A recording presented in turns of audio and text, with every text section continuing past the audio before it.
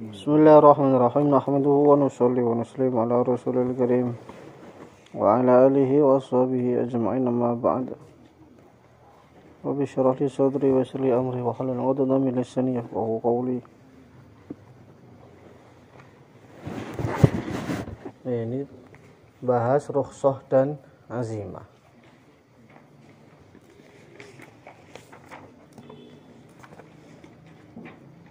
Ar-rukhsah wal azimah wa yanqasimul hukmu aidan ila rukhsah wal azimah. Hukum juga terbagi menjadi dua, yaitu rukhsah dan azimah.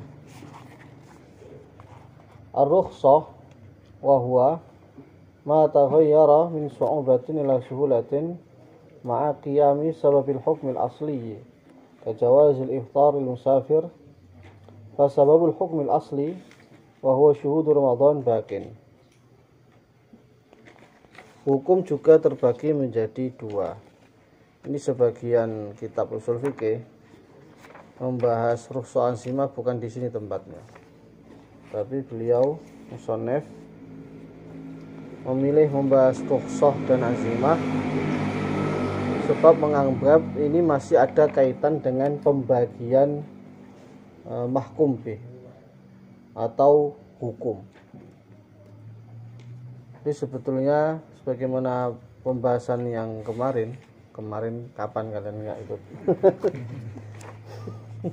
Hukum itu secara istilah adalah khitabullah, firman Allah yang berkaitan dengan perbuatan mukallaf. Tapi kadang-kadang hukum itu secara majaz, secara tidak asli, dimaknai sebagai efek atau asar akibat dari khitabullah. Kan ketika Allah itu memerintahkan dengan perintah yang kuat, akhirnya jadi mewajibkan. Kemudian kalau larangan jadi mengharamkan. Dan ini kan ada akibatnya. Akibatnya dinge muta'alliqatul ahkam, yaitu wajib, kemudian haram, makruh, mubah atau mandub. Jadi kata-kata hukum wajib, hukum sunnah, sebetulnya hukum bil makna al-majazi, tidak dengan makna asli. Hukum asli itu apa? Firman Allah. Sedangkan wajib, sunnah itu efek atau akibat dari firman Allah tadi, akibat dari hukum. Cuman kadang-kadang mahkum bih atau efek atau akibat dari hukum yang asli tadi juga dinamakan hukum, tapi secara majaz. Paham nggak ini? Jadi hukum yang ada di fikih itu sebetulnya kalau dalam usul fikih namanya bukan hukum, tapi jenenge mahkum bih, objek hukum. Mahfum ini?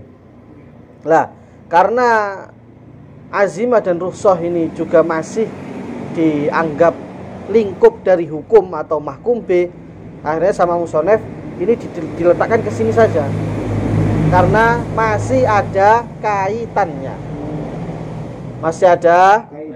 yaitu sama-sama hukum. Hukum ki eneng sing azimah, eneng hukum asal, hukum asli, hukum pokok, masih orisinil. Ada hukum itu sudah beri keringanan atau dispensasi. Ini rukhsah ini definisinya ma taghayyara, sesuatu atau hukum yang berubah dari sulit menuju mudah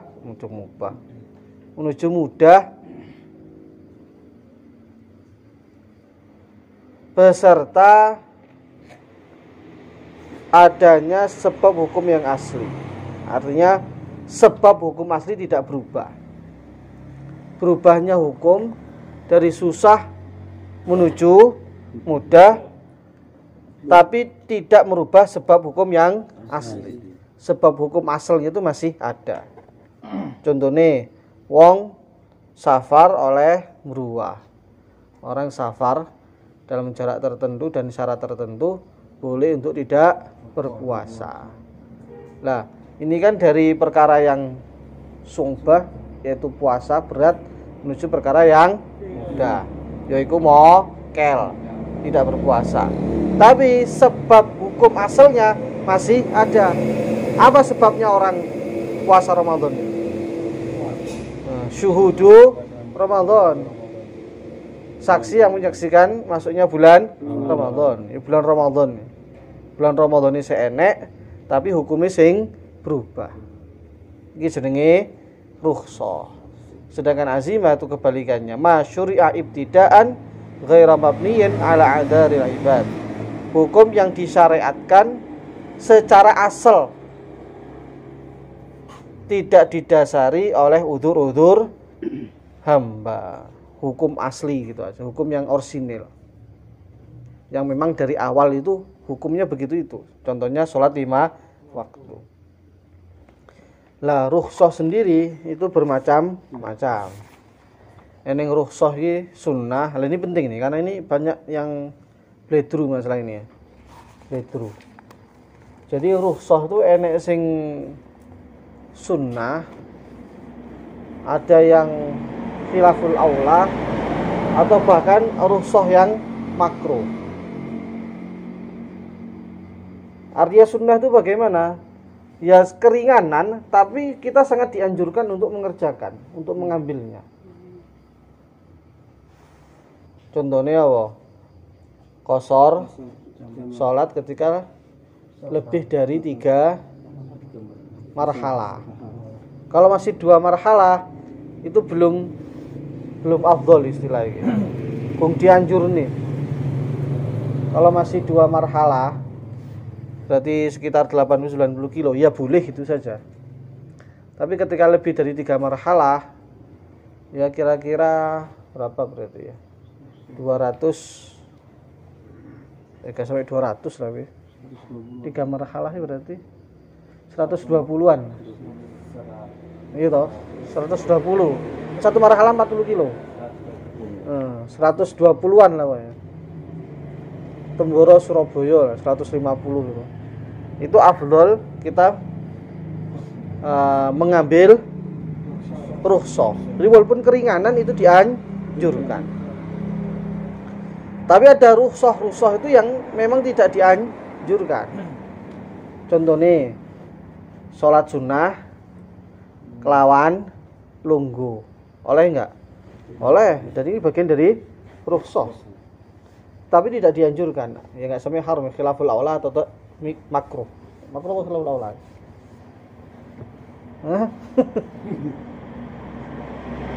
Biasanya lawanin sunnah ya antara itulah. Kalau enggak khilaful aula, makruh. Tapi sepertinya makruh. Lah, ini ojo bledru. Jadi memang dalam istilah sufi ya, wabil khusus Naqsyabandiyah itu ada istilah atau kaidah lah. Al-akhdhu bil azaim wa tarkur rokhais atau wa tarkir rukhas. Jadi di antara amalannya sufi-sufi dulu itu mengambil pendapat yang azimah dan meninggalkan rukhsah. Lah, yang dimaksud rukhsah di sini tentu saja rukhsah yang khilaful aula atau yang makruh itu. Bukan rukhsah yang dianjurkan. Jadi contohnya apa? Lah, yang dimaksud ulama-ulama Naqsyabandiyah, masyarakat kita itu Kiai Fatah sering tuh kalau kalian ikut suluk nanti. Al-akhdhu bil azaim wa tarkul rokhais atau rukhas. Jadi di antara amalannya wali-wali dulu sampai jadi wali itu tadi ngambil azimah dan meninggalkan rukhsah. Lah yang dimaksud rukhsah di sini rukhsah yang makruh atau khilaful aula. Contohnya enek pendapat sholat sunnah boleh duduk. Nah, kita pakai yang berdiri. Contohnya meneh wudu. Kita boleh enggak basuh 1 kali? Nah, kita basuh 3 kali. Sholat qobliyah zuhur 2 atau 4? Boleh enggak 2? Boleh. Kita ngambil 4. Lah itu yang dimaksud tarku rukhas. Adapun rukhsah yang memang kita itu dianjurkan, contohnya tadi qashar ketika lebih dari 3 marhalah itu enggak termasuk di sini. Lah kadang-kadang ini kok bledru dalam masalah ini. Banyak ya, terutama jamaah tabligh ya. Nanti saya udah berkali-kali, nggak 1-2 kali sering pas tahun itu, orang tuh nggak mau qashar. Jamak juga nggak mau, sholat kok dirangkep-rangkep. Ada juga sholat kok di qashar, diskon. Ibadah kok diskon. Nah, akhirnya nggak mau. Nah ini yang nggak bagus. Karena ada perkara itu yang memang Allah pengen hambanya merasa ringan. Lah itu bagusnya kita ambil. Lah ada perkara-perkara yang sebetulnya nggak ada anjuran untuk diperingan. Lah itu yang kita tinggalkan. Ojo di wala-wali. Yang dimaksud al-khurus di situ sekali lagi rusuh-rusuh yang tidak dianjurkan. Tapi kalau di fikih itu, kalau kalian lihat, orang itu kalau ada gerinjel neng rukhsah itu malah sunnah. Contohnya khuf. Pakai khuf itu kan juga termasuk bagian dari rukhsah. Sebenarnya khuf itu enggak ada ya, sunnah hukumnya enggak ada, itu jaiz saja itu. Anda pakai khuf monggo, enggak pakai khuf juga monggo. Tapi ada satu keadaan bisa sunnah. Ketika apa? Ketika Anda merasa apa ya? Enek kerentek meremehkan khuf itu. Meremehkan kebolehan khuf itu bisa jadi sunnah. Momo, gawe khuf iki apa? Ibadah kok ngene. Ibadah basuh ya sikilnya apa diusap-usap lah.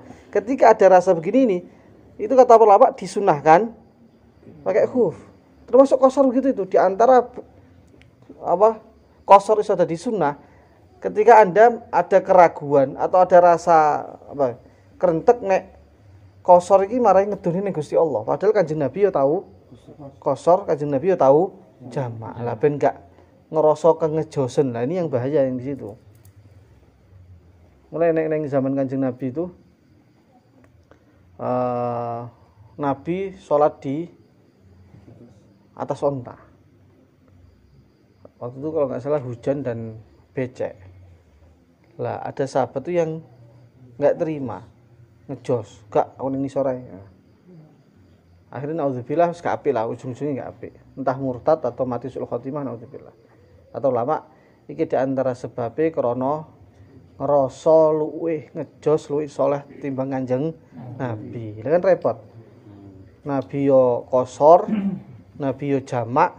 Sebetulnya masalah ini kan enggak haram enggak apa. Kowe tetap itmam ya monggo saja. Tapi ketika ada rasa kerentek kayak paling yes gitu itu. Nah, ini justru yang disunahkan kowe kudu qashar atau mengambil rukhsah. Paham ya?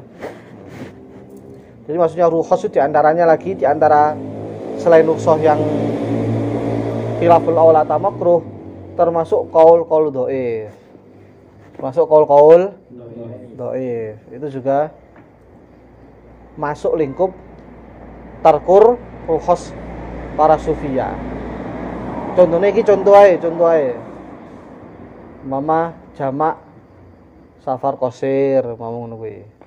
Belum 2 marhalah kan, Surabaya Caruban. Masih berapa kilo tuh? Masih 30 kilo wis jamak. Qaul dhaif. Ya memang ada qaul yang membolehkan itu. Jamak qasir, apalagi yang jamak tanpa safar kan. Tanpa sakit, tanpa hujan. Iki bahaya iki ngomongin iku praktek. Sing mau lah sing safar qasir mau. Memang ada yang boleh kan begitu itu. Qaul dhaif. Tapi yang semacam ini tidak bagus diamalkan. Oleh, tapi gak apik. Itulah yang dimaksud kata-kata mutasawwifin al-akhdhu bil azaim wa tarkir rukhsah atau rukhsah. Paham ya? Nih. Itu jurusnya Naqsyabandi. Termasuk Kiai Hamid itu kalau ditanya orang mesti qaul yang ringan-ringan. Tapi untuk diri beliau sendiri yang keras-keras. Nah, dia kan kualik ya. Nek ngongkon wong sing abot. Oh, nek mana wong sing kol-kol muktamat. Sing genah-genah. Tapi gak awake dhewe sing dhaif. Dhaif. Al-mabahut rabi' fil mahkum alaih. Bahasan yang keempat, mahkum alaih. Wal mukallaf. Jadi orang yang dijadikan tujuan dari hukum. Hukum tadi kan khitabullah, firman Allah yang berkaitan dengan perbuatan hamba, mewajibkan, mengharamkan. Kemudian hasilnya namanya mahkum B. Hasilnya hukum ini jenenge mahkum B. Lah sekarang yang dituju atau sasaran dari hukum jenenge mahkum alaih. Siapa yang mahkum alaih? Orang balik dan berakal. Syartu taklif yustaratu fi sihhati taklif syar'iyyat fahmul mukallaf bima kullifa bihi bi ay yufhama min al-khitab al-qadru alladhi yatawaqqafu alaihi al-imtithal. Jadi pembebanan syariat atau perintah syariat ini disyaratkan adalah fahmul mukallaf lima kullifa bihi. Orang yang terkena taklif atau terkena perintah tadi memahami apa yang diperintahkan untuk dia. Jadi gak usah dur-dur lah, syariat kita saja gak mungkin merintahkan bayi untuk apa? Untuk sholat, masak, adus. Nah kita tahu wong iki gak paham. Syarat perintah itu apa? Yang diperintah harus paham. Seukuran apa? Seukuran alladzi yatawaqqaf al-imtithal. Ya seukuran perintah itu sendiri. Walidzalika kana al-majnun wan na'im wan nasi was-sabil ladzi lam yumayyiz ghairal mukallafin. Li'annahum la yafhamuna khitab at-taklif 'ala al-wajh al-mu'tabar. Wa amma as-sabiyyul mumayyiz fahuwa wa in kana yumkinuhu tamyizu ba'd al-asya' lakinna tamyizun naqisun binisbah ila tamyizil mukallaf. Nah, kalau anak kecil yang sudah mumayyiz, Pak, itu kan sudah paham. Kelas 5 SD, 4 SD itu kan sebetulnya enggak goblok-goblok amat kan. Pahamlah salat, puasa. Nah, kenapa kok masih belum ditaklif? Nah, kata para ulama ini tentu saja bukan tahu ulama jan iki yo syariat ngono kuwi menurut dalil-dalil syar'i tanah. Tapi secara logikanya karena tamyiz mereka itu walaupun tamyiz tapi tidak sempurna. Mereka paham salat puasa tapi dianggap belum sempurna jika dibandingkan dengan tamyiznya orang yang sudah balik, orang dewasa. Jadi tamyiznya kurang. Karena tamyiznya kurang, akhirnya belum dikenai taklif. Begitu juga atau wa'idhon, dan diantara alasannya, dan ini yang terpenting sebetulnya, waradat dalil bi rafi taklif qabla al-bulugh. Karena